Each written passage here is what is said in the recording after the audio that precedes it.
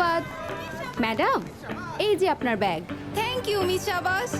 সাবাস মিস সাবাস, hip hip hurray.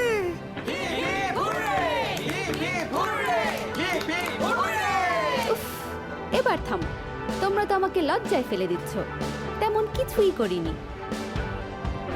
Miss শাবাশ, I love you, আমার গার্লফ্রেন্ড হবে।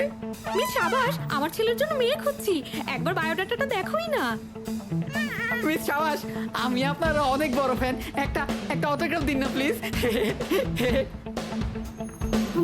বুঝেছি, এবার আমার যাবার সময় হয়েছে। তবে আবার কাজে।